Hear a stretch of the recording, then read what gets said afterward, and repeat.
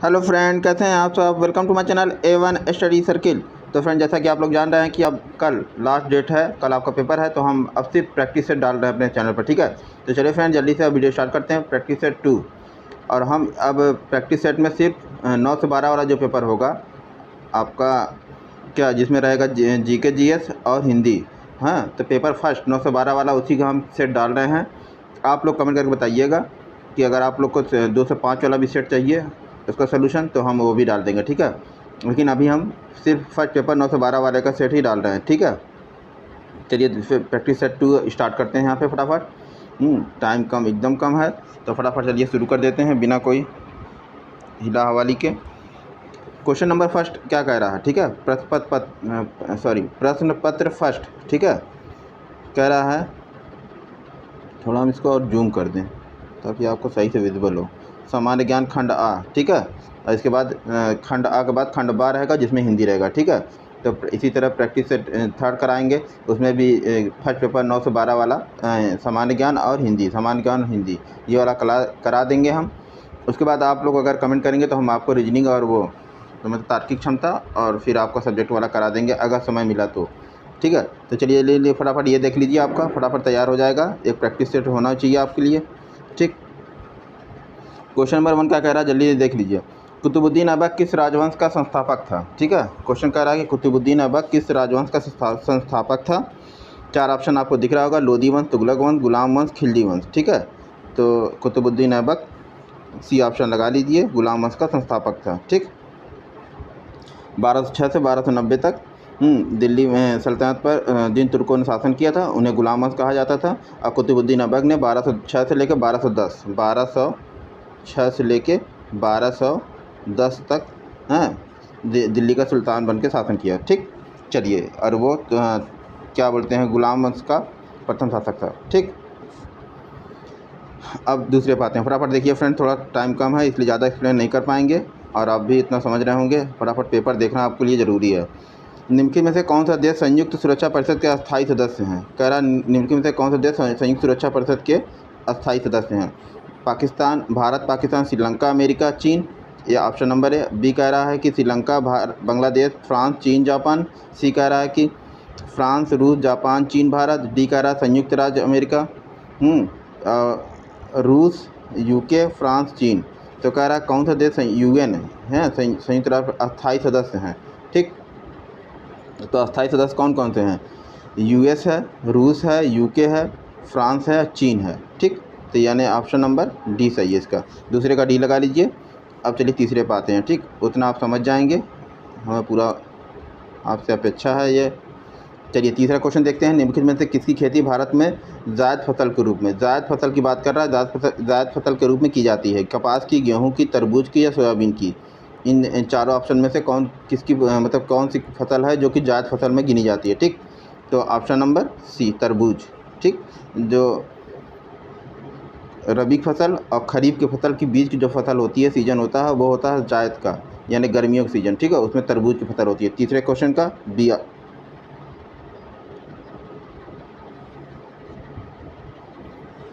Option होता है। ठीक है, ठीक, सॉरी, बी ऑप्शन नहीं, सी ऑप्शन है, तरबूज। ठीक, चलिए तीसरे का सी ऑप्शन लगाइए। चौथा भी देते हैं फटाफट। पूरा लेख शास्त्र किसका अध्ययन है। पूरा लेख शास्त्र कह रहा है किसका अध्ययन है। 4 ऑप्शन है, सिक्के, शिलालेख, मंदिर और पक्षी। तो बताइए चौथे क्वेश्चन क्या हो जाएगा। पूरा लेख शास्त्र शिलालेखों का अध्ययन है। प्राचीन काल में शिलाओं पर लिखे जाने वाले लेख को पूरा लेख शास्त्र कहते हैं। ठीक है, तो ये ऑप्शन नंबर बी सही हो जाएगा। ठीक है, चौथे का बी। चलिए पाँचवें पाते हैं। तिब्बती लूनर कैलेंडर के अनुसार, तिब्बती लूनर कैलेंडर के अनुसार साल में 10वें महीने के 18वें दिन, सॉरी, हमने एक्सप्लेनेशन शुरू कर दिया, थोड़ा जल्दी ही स्पीड। ठीक, शिलालेख हो गया। पाँचवा क्वेश्चन पाते हैं। पाँचवा क्वेश्चन क्या कह रहा है फटाफट देख लीजिए। भारत में लोसूंग या लोसांग त्यौहार, ठीक, ज़्यादातर हर साल दिसंबर के महीने में मनाया जाता है। यह त्यौहार भारत के किस राज्य का सबसे महत्वपूर्ण त्यौहार है। हरियाणा, सिक्किम, केरल या पंजाब। ठीक है, पाँचवें क्वेश्चन का सही आंसर देख लीजिए कि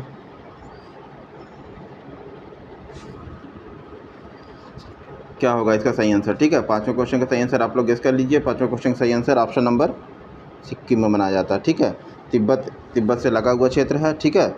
और तिब्बत के लूना कैलेंडर में ये 18वें दिन 10वें महीने के हर साल 10वें महीने का 18वें दिन में लाओस उत्सव मनाया जाता है। यह उत्सव मुख्य रूप से 4 दिनों तक चलता है, ठीक है। ऐसा समय जब किसान अपनी फसल की कटाई का जश्न मना रहे होते हैं। तो भूटिया जनजाति एवं पारंपरिक त्यौहार लाओस उत्सव भी लेप्चा जनजाति के लोगों द्वारा मनाए जाते हैं।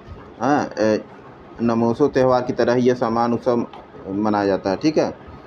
क्या सिक्किम में मनाया जाता है, बी ऑप्शन, ठीक है। लोसूंग या लोसांग त्यौहार, ठीक।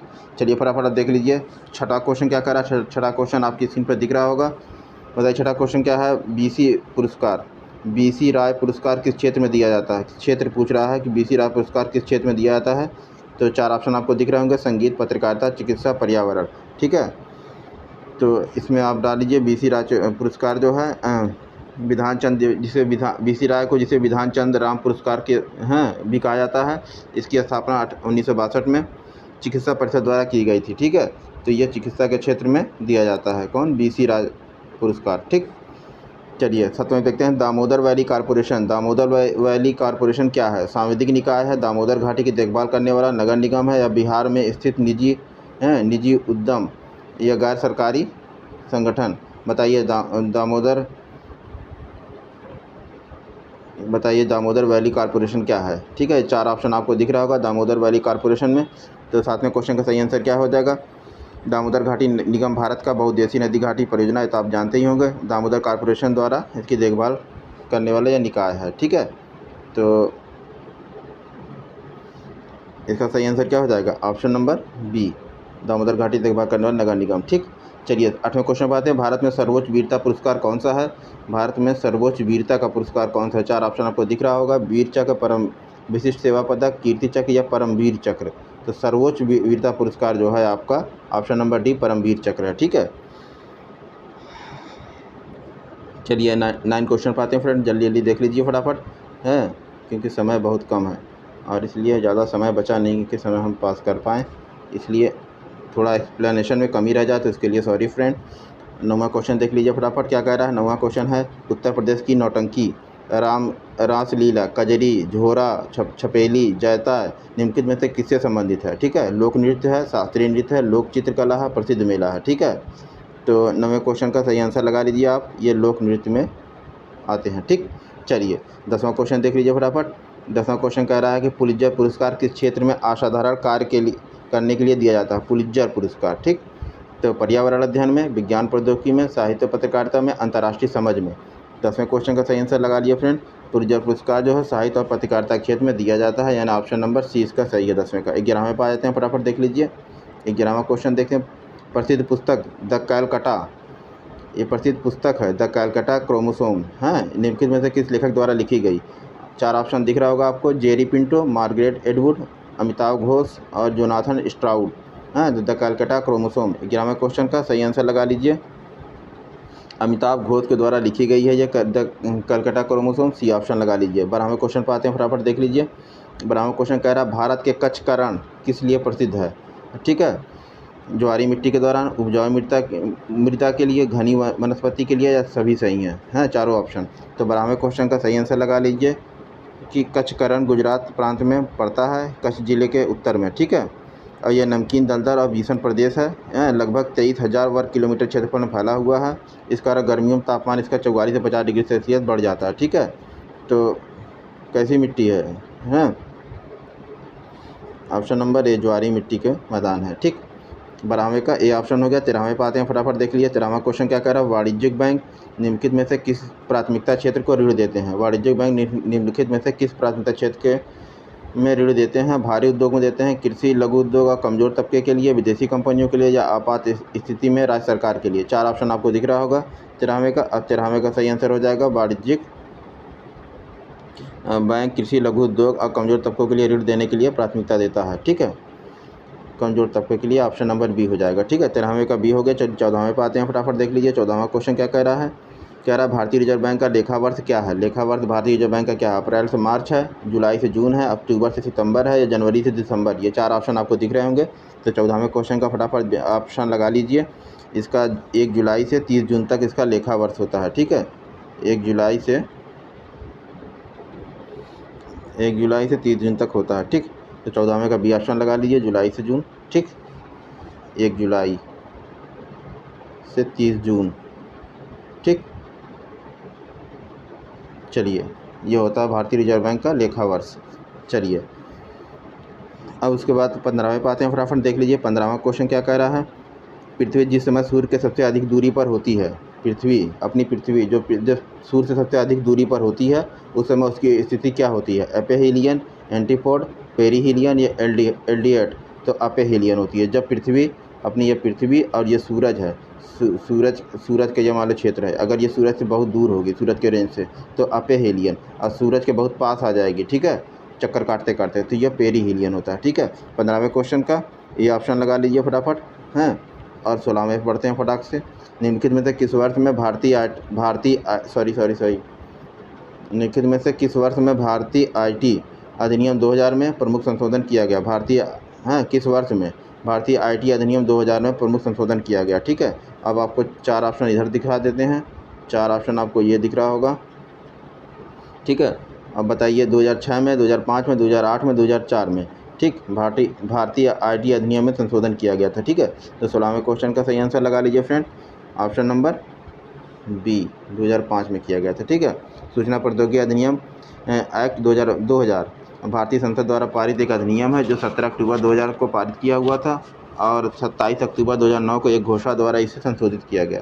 ठीक, तो इसका सही आंसर क्या हो जाएगा, ऑप्शन नंबर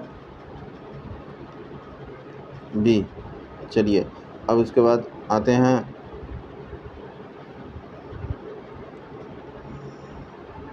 ठीक 17 पे, फटाफट देख लीजिए। निम्नलिखित में से लोकसभा की प्रथम महिला अध्यक्ष का नाम बताइए। लोकसभा की प्रथम अध्यक्ष महिला, प्रथम महिला अध्यक्ष, लोकसभा स्पीकर जो कि प्रथम महिला हो। सुषमा स्वराज थी, मार्गरेट अल्वा थी, मीरा कुमार थी या सरोजिनी नायडू थी। तो मीरा कुमार थी लोकसभा की प्रथम महिला स्पीकर। ठीक, ये 15वीं लोकसभा की थी, 2009 से 2009 से आपको दिख रहा होगा, 2014 तक थी, 2014 तक। ठीक, 15वीं लोकसभा की थी, 15वीं। ठीक, चलिए फटाक से आप देखते हैं, ये आपका हो गया क्वेश्चन नंबर 17। 18 पे आते हैं फ्रेंड जल्दी से। 18 क्वेश्चन क्या कह रहा है फटाफट देख लीजिए। निम्नलिखित में से कौन सी हवाएं भूमध्य सागर से भारत के उत्तर पश्चिमी भाग की ओर चलती हैं। भूमध्य सागर से, ठीक है, भारत के उत्तर पश्चिम भाग की ओर चलती हैं। पश्चिमी विक्षोभ, नॉर्वेस्टर, लू या मैंगो शावर। ठीक है, तो 18वें क्वेश्चन का 4 ऑप्शन आपको दिख गया है। अब बताइए इसका सही आंसर क्या हो जाएगा। भूमध्य सागर से जन्म लेने वाले चक्रवात जो हैं शीतकाल के समय जेट पौने के प्रवाह में आकर पूर्व की ओर बढ़ते हैं तथा ईरान, अफगानिस्तान, पाकिस्तान से होते हुए भारत के उत्तर पश्चिमी भाग में पहुंचकर शीतकाल में वर्षा करते हैं। ठीक, तो इसका सही आंसर क्या हो जाएगा, पश्चिमी विक्षोभ। कौन सी हवा भूमध्य सागर से उत्तर पश्चिमी भाग की ओर चलती हैं, तो ऑप्शन नंबर है पश्चिमी विक्षोभ हो जाएगा 18वें का। ठीक है, 19वें पे आते हैं, फटाफट देख लीजिए। एजोला और उसके बाद ये फिल इन दी ब्लैंक यानी खाली जगह भरो, खाली जगह है। उसके बाद के लिए मृदा उर्वरकता को बढ़ाता है। ठीक है, किसके लिए, मक्का की खेती के लिए, गेहूं की खेती के लिए, जौ की खेती के लिए या चावल की खेती के लिए। तो 19वें क्वेश्चन का चावल की खेती के लिए डी ऑप्शन लगा लीजिए। ठीक है, एजोला क्या होता है, एजोला चावल की खेती के लिए मृदा उर्वरक को बढ़ाता है। एजोला एक तैरती हुई फंड होती है, घास जो सवाल से मिलती जुलती है और सामान्यतः ओजोला जो है धान यानी चावल के खेत में उगाई जाती है। यह जैव उर्वरक, ठीक है ना, यानी कृत्रिम मतलब कि एक नेचुरल उर्वरक का काम करती है एजोला। ठीक, धान की खेती के लिए मृदा उर्वरकता को बढ़ाता है। ठीक, चलिए 19वें क्वेश्चन का डी ऑप्शन हो गया। अब 20वें पे आते हैं। 20वां क्वेश्चन क्या कह रहा है, संविधान में निम्नलिखित में से किसके बारे में उपलब्ध नहीं है, क्या नहीं है उपलब्ध। निर्वाचन आयोग के लिए उसमें नहीं है वर्णन संविधान में, वित्त आयोग का नहीं है, लोकसेवा आयोग का नहीं है या फिर योजना आयोग का नहीं है। तो संविधान में योजना आयोग का कोई भी मेंशन नहीं है। ठीक है, 20वें क्वेश्चन का डी ऑप्शन लगा लीजिए। ठीक, योजना आयोग एक गैर संवैधानिक निकाय है, इसके बारे में संविधान में कोई भी उपबंध नहीं है। ठीक, ये गैर संवैधानिक निकाय है। 20वें का डी हो गया। 21वें देखिए, महाबलीपुरम स्थित एकाश्मी शैल मंदिरों का प्रसिद्ध नाम क्या है। रथ है, प्रसाद है, मटिका है या गंध कुटी है। ठीक है, 21वें क्वेश्चन का बताइए सही आंसर क्या हो जाएगा। महाबलीपुरम में स्थित है एकाश्मी शैल मंदिरों का प्रसिद्ध नाम रथ है। ठीक है, यानी इसका ऑप्शन नंबर ए होगा। ठीक, चलिए 21वें का ए ऑप्शन लगा लीजिए। अब फटाक से 22वें पे आ जाते हैं, फटाफट देख लीजिए 22वां क्वेश्चन। भारत में नोटबंदी यानी विमुद्रीकरण, जिसे डीमोनेटाइजेशन भी कहते हैं कब हुई थी? ये क्वेश्चन पूछ सकता है 8 नवंबर 16 को, 9 नवंबर 16 को, 8 नवंबर 2018 को, 10 नवंबर 2017 को। तो चलिए इसका सही आंसर बता दीजिए, 8 नवंबर 2016 को रात के 8 बजे इसकी घोषणा पीएम मोदी जी ने की थी। 22 क्वेश्चन का ए ऑप्शन लगा लीजिए। और उसके बाद 23वें क्वेश्चन पर आते हैं। नोटबंदी के से पहले अर्थव्यवस्था में 500 रुपये के नोटों की संख्या कितनी थी? चलिए ये बताइए, 500 रुपये नोटों की संख्या कितनी थी अगर आपने गिनी हो तो हम बता दे रहे हैं। 4 ऑप्शन दिख रहा है, 17,800 मिलियन, 17,165 मिलियन, 16,196 मिलियन या 17,000 मिलियन। ठीक है, ABCD चारों ऑप्शन आपको दिख गया। अब बताइए 23वें क्वेश्चन का सही आंसर क्या हो जाएगा? 17,165 मिलियन, बी ऑप्शन लगा लीजिए 23वें का। 24वें पर आइए फटाफट। 24वां कह रहा है पृथ्वी के वायुमंडल की किस परत में ओजोन की परत होती है? पृथ्वी के जो वायुमंडल की परत होती है क्षोभ मंडल, समताप मंडल, उसके बाद मध्य मंडल, आयन मंडल, और बहिर्मंडल। तो पूछ रहा है किस परत में ओजोन की परत पाई जाती है? ठीक है, क्षोभ मंडल में पाई जाती है कि मध्य मंडल में कि आयन मंडल में कि समताप मंडल में? तो 24वें क्वेश्चन का सही आंसर लगा लीजिए इसका, समताप मंडल में ओजोन की परत पाई जाती है। ठीक, ये धरातल से 32 से 60 किलोमीटर की ऊंचाई पर होती है, ठीक, विद्यमान होती है। ओजोन गैस जो है सूर्य से आने वाली पराबैंगनी किरणों को अपने अंदर अवशोषित कर लेती है। इसे पृथ्वी का सुरक्षा कवच भी कहा जाता है, ठीक है, ओजोन परत को। ठीक, चलिए 24 क्वेश्चन कंप्लीट हुआ। 25 पे आते हैं फ्रेंड। ग्रेट बैरियर रीफ कहाँ स्थित है? 4 ऑप्शन आपको दिख रहे होंगे। ग्रेट 1 2 तो यही है, प्रशांत महासागर, हिंद महासागर, ठीक है, और 2 उधर दिखाते हैं ग्रेट बैरियर रीफ का। ठीक, 1 सेकेंड, ये हो गया। ग्रेट बैरियर रीफ का 2 ऑप्शन इधर से देख लीजिए आप और बताइए कहाँ है। अटलांटिक महासागर और आर्कटिक महासागर, ठीक है। प्रशांत हिंद महासागर उधर आप देखिए, अटलांटिक और आर्कटिक यहाँ देख रहे हैं। अब बताइए इनमें से कौन होगा? 25वें क्वेश्चन का सही आंसर लगा लीजिए। ग्रेट बैरियर रीफ जो है ऑस्ट्रेलिया के पूर्वी तट पर प्रशांत महासागर में स्थित है, ठीक है। तो ऑप्शन नंबर जो पीछे गया है वही सही है, यानी इसका ऑप्शन नंबर कौन सा होगा? ए था ना, प्रशांत महासागर ए था, ठीक। तो इस क्वेश्चन का ऑप्शन नंबर ए सही है, ठीक है, 25वें का, ठीक, ए लगा लीजिएगा। 26वें पे आते हैं फ्रेंड। संसदीय कह रहा संसदीय स्वरूप की सरकार में और आगे डॉट डॉट डॉट है। तो 4 ऑप्शन आपको दिख रहा होगा, क्या होना चाहिए? संसदीय स्वरूप की सरकार में विधानमंडल न्यायपालिका के प्रति उत्तरदायी होती है, कार्यपालिका विधानमंडल के प्रति उत्तरदायी होती है, बी ऑप्शन। सी कह रहा है कि विधानमंडल कार्यपालिका के प्रति उत्तरदायी होती है, और डी कह रहा है न्यायपालिका विधानमंडल के प्रति उत्तरदायी होती है। 4 ऑप्शन आपकी स्क्रीन पर दिख रहे हैं। अब बताइए इसमें सही आंसर कौन हो जाएगा? तो 26 क्वेश्चन का सही आंसर क्या हो जाएगा? संसदीय स्वरूप की सरकार में इसमें होता है कार्यपालिका विधानमंडल के प्रति उत्तरदायी होती है, ठीक। चलिए, यानी जो IAS PCS ये लोग अधिकारी होते हैं, ये सब कार्यपालिका के अंग हैं, ठीक है। ये किसके प्रति उत्तरदायी होते हैं? वहाँ के CM यानी विधानमंडल, ठीक। अगर राज्य है तो विधानसभा, अगर केंद्र है तो संसद के प्रति, ठीक है। तो ये हो गया 26 का 20। 27वें पे आते हैं, फटाफट देख लिए 27वां क्वेश्चन क्या कह रहा है। 27वां क्वेश्चन आपकी स्क्रीन पर दिख रहा होगा, थोड़ा हम इसकी जूमिंग बढ़ा देते हैं क्योंकि हमें लग रहा है विजिबिलिटी कम होगी, ठीक। 27वां क्वेश्चन आपको दिख रहा है, बताइए फटाफट। भारत के राष्ट्रपति के संबंध में निम्नलिखित में से कौन सा कथन सही है? ठीक है, तो 4 ऑप्शन दिख रहे हैं आपकी स्क्रीन पर। प्रत्येक आम चुनाव के पश्चात वह संसद के प्रथम सत्र को संबोधित करता है, कौन सा कथन सही है? ठीक, ऑप्शन ए है। ऑप्शन बी कह रहा है प्रत्येक वर्ष के आरंभ में संसद के प्रथम सत्र को संबोधित करता है, 2 है। B option. 80 ऑप्शन कह रहा है संसद के प्रत्येक सत्र को संबोधित करते हैं। 3 ऑप्शन हो गया राष्ट्रपति के महोदय के संदर्भ में, और चौथा है संसद को कभी संबोधित नहीं करते, ठीक है। तो बताइए इसमें 27वें क्वेश्चन का सही आंसर क्या हो जाएगा? 27 क्वेश्चन का सही आंसर ऑप्शन नंबर क्या होगा? प्रत्येक आम चुनाव के पश्चात वह संसद के प्रथम सत्र को संबोधित करते हैं, ये एकदम बेस्ट है, ठीक, ये ऑप्शन सही है, ठीक। अब चलिए 27वें के ए के बाद अब हम बढ़ते हैं अपने 28वें क्वेश्चन पे। 28वां क्वेश्चन क्या कह रहा है, फटाफट देख लीजिए। निम्नलिखित में से कौन सी पत्रिका व उसके संपादक से सही मिलान नहीं हुआ है? ठीक है, मैचिंग कराया गया है, इसमें से कौन सा गलत है? ठीक, वंदे मातरम अरविंदो घोष, न्यू इंडिया बिपिन चंद्र पाल, युगांतर भूपेंद्र नाथ दत्ता और संध्या बरिंद्र घोष। तो बताइए इसमें कौन सा एक ऑप्शन ऐसा है जो कि मिस मैच है, सही मैच नहीं हुआ, ठीक है। 28वें क्वेश्चन का सही आंसर लगा लीजिए। इसका संध्या जो है बरिंदर घोष लगाया गया है, ये गलत है, ठीक है। संध्या पत्रिका और उसके संपादक का मिलान मिसमैच हुआ है, तो आप समझ लीजिए संध्या पत्रिका के संपादक कौन है? बरिंदर घोष नहीं बल्कि बी उपाध्याय हैं, बी उपाध्याय, संध्या पत्रिका के बीबी उपाध्याय हैं इसके, ठीक, बीबी उपाध्याय इसके। चलिए उपाध्याय आप समझ लीजिएगा, उपाध्याय, उपाध्याय ऐसे लिखा जाता है ना, उपाध्याय, ठीक, बीबी उपाध्याय हैं, ठीक। चलिए और बाकी सब सही है। युगेंद्र भूपेंद्र नाथ दत्ता, न्यू इंडिया बिपिन चंद्र पाल और वंदे मातरम अरविंदो घोष, ये सभी पुस्तक के सभी पत्रिका के जो लेखक हैं सही हैं। सिर्फ यही संध्या वाला यही मिसमैच है, बीबी उपाध्याय होंगे, ये नहीं होंगे, ठीक। चलिए 29वें पाते हैं, फटाफट देख लीजिए। 29वां क्वेश्चन क्या कर रहा है, इतिहास, सॉरी 29वां को इतिहासकारों के अनुसार निम्नलिखित में से किसे दिल्ली का पहला सुल्तान माना जाता है। दिल्ली का पहला सुल्तान किसे माना जाता है। 4 ऑप्शन है, महमूद गजनवी, कुतुबुद्दीन ऐबक, अलाउद्दीन खिलजी या फिर आराम शाह। हैं, निम्नलिखित में से दिल्ली का पहला सुल्तान माना जाता है, ठीक है, पहला सुल्तान की बात हो रही है। तो 29वें क्वेश्चन का 4 ऑप्शन आपको दिख गया है, बताइए सही आंसर क्या हो जाएगा। इतिहासकारों के अनुसार कुतुबुद्दीन ऐबक को दिल्ली सल्तनत का पहला सुल्तान माना जाता है, ठीक। चलिए 29वें का बी ऑप्शन हो गया। अब फट से 30वें पे आते हैं, थोड़ा एक्सप्लेन करने में समय ज़्यादा जाएगा और ज़्यादा एक्सप्लेन करने का स्कोप नहीं है। अब 30वां क्वेश्चन देख लेते हैं, निम्नलिखित में से सबसे छोटा महाद्वीप कौन सा है। अफ्रीका, अंटार्कटिका, ऑस्ट्रेलिया या दक्षिण अमेरिका। हाँ, सबसे छोटे की बात हो रही है, तो 30वें क्वेश्चन का आप फटाक से लगा लीजिए, ऑस्ट्रेलिया महाद्वीप जो है सबसे छोटा है, ठीक।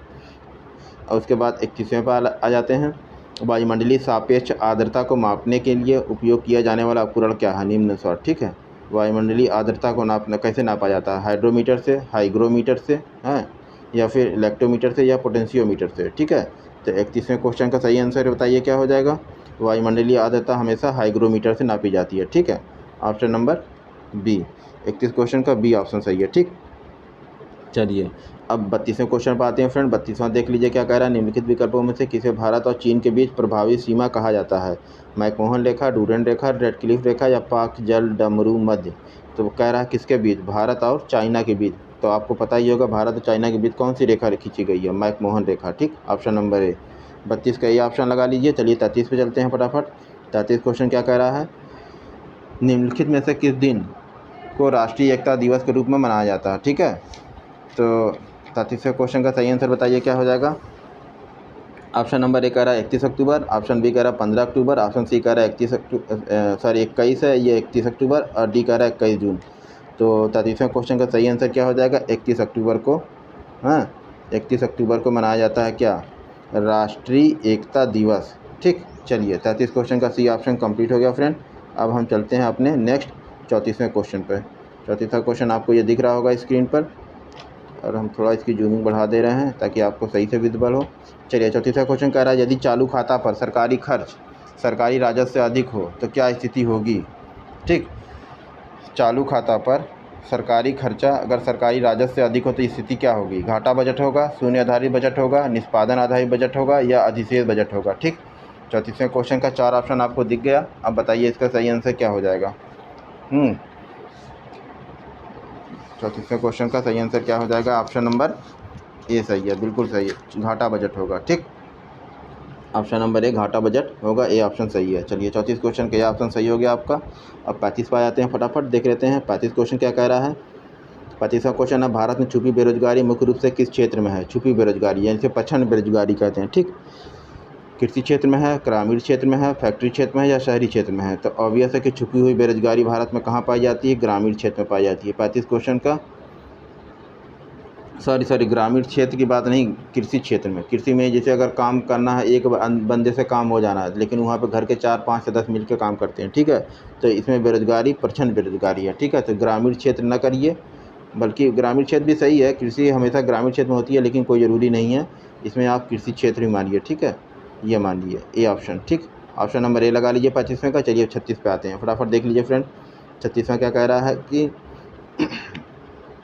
निम्नलिखित में भारतीय संविधान किसकी गारंटी नहीं देता है। भारत का संविधान किसकी गारंटी नहीं देता है। चलिए, समता का हक देता है, धार्मिक आज़ादी देता है, संवैधानिक उपचारों का हक देता है, सभी को शिक्षा का हक, हाँ, किसकी गारंटी नहीं देता। तो हमें समझते यही डी ऑप्शन आपका एकदम 100% सही होगा। संविधान के सभी को निःशुल्क शिक्षा का अधिकार नहीं है, ठीक है। अनुच्छेद 21 के तहत केवल 6 से 14 वर्ष तक के बच्चों को निःशुल्क एवं अनिवार्य शिक्षा का अधिकार प्रदान करता है, ठीक, 6 से 14 वर्ष। अनुच्छेद 21 में कहा गया है कि 6 से 14 वर्ष के जो बच्चे हैं उनको अनिवार्य रूप से शिक्षा, हाँ, वर्ष के बच्चों को अनिवार्य से शिक्षा देना कंपलसरी है। और सभी को शिक्षा देना, ऐसा कोई संविधान में लक्ष्य नहीं है, मतलब मेंशन नहीं है। ठीक, चलिए 36 का डी हो गया। फटाफट देख लीजिए 37वें क्वेश्चन पे, ज़्यादा समय नहीं है फ्रेंड, थोड़ा स्पीड बना के रखना है।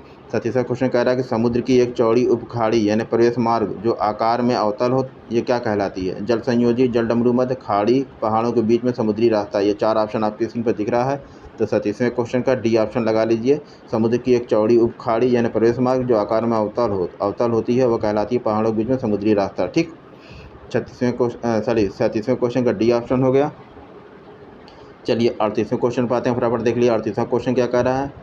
पंजाब में बड़ी संख्या में आपलावन नहर है पंजाब में, ठीक है, नहर हैं, इनमें जल कहाँ से आता है? झेलम नदी से, चेनाब से, ब्यास से या सतलज नदी से? ठीक, तो 38वें क्वेश्चन का सतलज नदी से जो भी पंजाब में नहरें हैं, हाँ, उनमें जल आता है सतलज नदी से। ठीक, 38वें क्वेश्चन का डी ऑप्शन लगा लीजिए। चलिए 39वें पे आते हैं, फटाफट देख लीजिए। 39वां क्वेश्चन क्या कह रहा है? भारतीय संविधान के राजनीति नीति निर्देशक सिद्धांत, भारत संविधान के नीति निर्देशक सिद्धांत की अवधारणा निम्नलिखित में से किससे ली गई थी? किस देश से डीपीएसपी लिया गया था? डायरेक्टिव प्रिंसिपल, आयरलैंड का संविधान से, संयुक्त राज्य अमेरिका का संविधान से, फ्रांस का संविधान से या फिर कनाडा का संविधान से? 4 ऑप्शन आपकी स्क्रीन पर दिख रहा है। तो डीपीएसपी आप सबको पता है, डीपीएसपी आयरलैंड के संविधान से ली गई थी, डायरेक्टिव प्रिंसिपल। ठीक, नीति निर्देशक सिद्धांत यानी कि राज्य एक वेलफेयर कल्याणकारी कॉन्सेप्ट पे काम करेगा और वो क्या किस तरह से अपनी प्रजा को या अपनी जनता के लिए काम करेगा, शासन सत्ता, वो उसमें डीपीएसपी नीति निर्देशक तत्व में मेंशन है। ठीक, और ये आयरलैंड देश के संविधान से लिया गया है नीति निर्देशक सिद्धांत। ठीक, चलिए 39 का ए हो गया। ठीक, ये और ये अनुच्छेद, ये भी जान लीजिए, अनुच्छेद 36 से लेकर 51 तक नीति निर्देशक तत्व के संदर्भ में अनुच्छेद दिए गए हैं। ठीक, अनुच्छेद 36 से अनुच्छेद 51 तक, ये आपको पता होना चाहिए। ठीक, और किस में है, कौन से भाग में है? भाग 4 में है, ये भाग 4 में है, अनुच्छेद 36 से 51 तक नीति निर्देशक तत्व के संदर्भ में बातें कही गई हैं। ठीक, भाग 4। ठीक, चलिए फटाफट अब देखते हैं हम नेक्स्ट क्वेश्चन 39 के बाद 40 पे आते हैं। फ्रेंड थोड़ा सा स्पीड बना के रखना है क्योंकि समय बहुत कम है। तारे चमकते हैं किंतु ग्रह चमकते नहीं हैं, क्यों? क्योंकि चलिए ये आगे डॉट डॉट डॉट है, अब इसमें आपको 4 ऑप्शन में से एक ऑप्शन लगाना है। वे स्थिर, ऑप्शन ए कह रहा है वे स्थिर प्रबलता तथा प्रकाश उत्सर्जित करते हैं तारे। बी कह रहा है कि उनकी पृथ्वी से दूरी समय के साथ परिवर्तित नहीं होती। सी कह रहा है, सी ऑप्शन के वह पृथ्वी से अत्यधिक दूरी पर हैं और परिणाम स्वरूप प्रकाश की प्रबलता में कमी हो जाती है। और डी कह रहा है वह पृथ्वी के करीब हैं इसलिए उन्हें अधिक प्रकाश मिलता है और प्रबलता में यदि छोटे मोटे परिवर्तन होते भी हैं तो वो नज़र नहीं आते। ठीक है, तो अब बताइए इन चारों में से कौन ऑप्शन सही है 40वें क्वेश्चन का? तो हम बता दे रहे हैं आपको, आप लगा लीजिए कि वो पृथ्वी से करीब हैं। तारे चमकते हैं जबकि ग्रह नहीं चमकते हैं क्योंकि वे पृथ्वी के करीब हैं तारे। ठीक, इसलिए उसमें अधिक प्रकाश की प्रबलता होती है और उसमें छोटे मोटे परिवर्तन होते हैं तो वो भी नज़र नहीं आते। ठीक है, तो 40वें क्वेश्चन का डी ऑप्शन जो है आपका एकदम सही है। ठीक है, डी ऑप्शन। ठीक, चलिए डी ऑप्शन कंप्लीट हो गया। तो अब हम बढ़ते हैं 40वें के बाद, थोड़ा इसको हम और जूम आउट कर दें। हाँ, अर्जेंटीना कह रहा है कि अर्जेंटीना की राजधानी इनमें से कौन सी है? ब्यूनस आयर्स है, बहरीन है, ब्रुसेल्स है या बोत्सवाना है? तो अर्जेंटीना की राजधानी इसमें क्या है? Option number A Buenos Aires. ठीक, ये अर्जेंटीना देश की राजधानी है। राजधानी भी पूछता रहता है। ठीक है, ये आपका बीएड का पेपर है, कुछ भी पूछ सकता है भाई, इसमें कुछ कह नहीं सकते। 41 के बाद 42 पे आते हैं हम। ठीक, अपने क्वेश्चन को कंप्लीट करते हैं फटाफट। 42वां क्वेश्चन क्या कह रहा है? निम्नलिखित में से किस देश ने सबसे पहले जीएसटी लागू की थी? किस देश ने? यूके ने, कनाडा ने, यूएसए ने या फ्रांस ने? जीएसटी की बात हो रही है, सबसे पहले लागू की थी अपने देश में। ठीक, तो 42वें क्वेश्चन का सही आंसर लगा लीजिए। करों की चोरी को रोकने के लिए फ्रांस ने सबसे पहले जीएसटी लागू किया था, ये सबको पता है। जीएसटी जब लागू हुआ था तो इस बहुत मतलब कि प्रमुखता की न्यूज़ थी। ठीक, तो फ्रांस देश ने सबसे पहले जीएसटी अपने देश में लागू किया था। 42 का डी ऑप्शन। चलिए 42 के बाद 43 पे आते हैं। 43 क्वेश्चन क्या कह रहा है? कह रहा है कि 1913-14 में हुआ ताना भगत आंदोलन के नेता कौन थे? ताना भगत आंदोलन के नेता 1913-14 में जो हुआ था आंदोलन, जयपाल सिंह, सुखदेव सिंह, जतरा भगत और महिपाल जगत राणा। ठीक है, 4 ऑप्शन आपको दिख रहे हैं। तो 43वें का क्वेश्चन का सही आंसर लगा लीजिए। हैं, ताना भगत आंदोलन के नेता पूछ रहे हैं। ठीक है, 13-14 में जो हुआ था। तो 43वें क्वेश्चन का सही आंसर लगा लीजिए, जतरा भगत थी। ठीक, जतरा भगत जो हैं वो ताना भगत आंदोलन के प्रमुख नेता थे। ताना भगत आंदोलन की शुरुआत कब हुई थी? 1914 में बिहार में हुई थी। यह आंदोलन लगान की ऊंची दर और तथा चौकीदारी कर इनके विरुद्ध चलाया गया था आंदोलन। जतरा भगत का जन्म वर्तमान में गुमला जिले के विष्णुपुर प्रखंड में चिंगारी गांव में हुआ था। ठीक, 1988 में हुआ था। ठीक, जतरा भगत का 1988 में जन्म हुआ था। कहाँ पे? बिहार राज्य में। ठीक, चलिए 43 कंप्लीट होता है। 44 पे आते हैं फटाफट।